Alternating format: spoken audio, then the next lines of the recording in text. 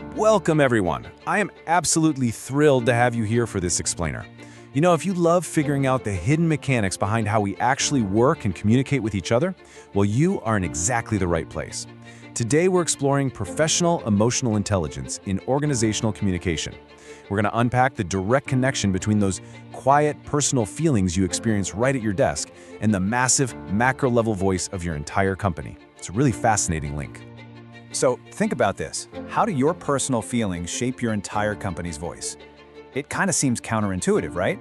I mean, we usually think of personal feelings as, well, just that, totally isolated and personal. Okay, let's dive into this because it's a real game changer. As we move forward, I want you to really think about your own emotional footprint at work. Section 1. Emotions at the workplace. Right, so to truly understand the ripple effect of our feelings, we have to start at the absolute baseline. Emotions at the workplace. Now notice what that phrase doesn't say. It definitely doesn't say eliminating emotions, and it doesn't say ignoring them. The workplace is by its very nature an emotional space.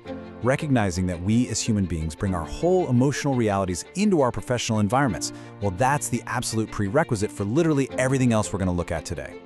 Moving on to Section 2, keeping your emotions intact. So how exactly are we supposed to navigate this inherently emotional space? Look at the specific phrasing used here, keeping emotions intact.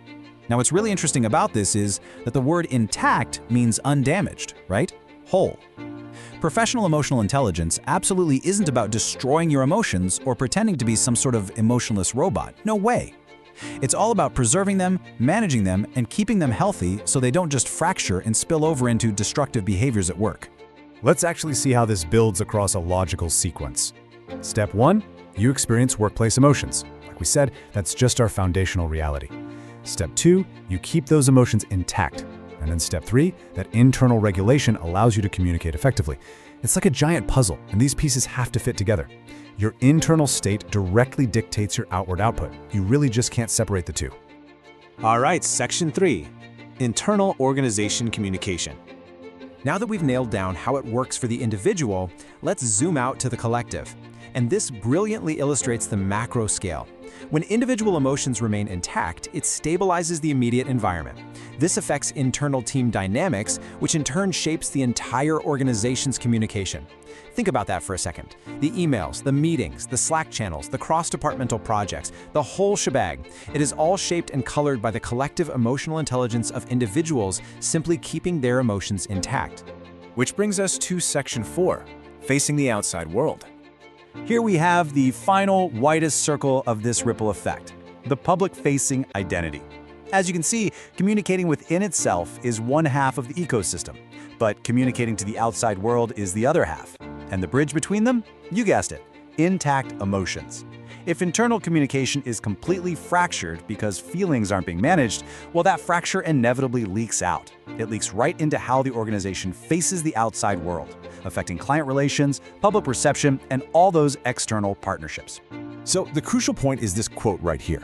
Emotions in the workplace play a large role in how an entire organization communicates within itself and to the outside world. I really want you to absorb the weight of that phrase, play a large role. It is literally a driving force. The simple yet profound act of keeping your emotions intact is the very foundation upon which an entire organization builds its voice, both to its own people internally and out to the globe. So, here's a question to leave you with. How are your intact emotions shaping your organization's world right now? Take this structured logic we've explored today and try to apply it to your own daily routine. Next time you experience a strong emotion at work, remember the massive ripple effect it actually holds. How are you going to keep it intact? Well, thank you so much for joining me for this explainer today. Keep learning, keep questioning, and I'll see you next time.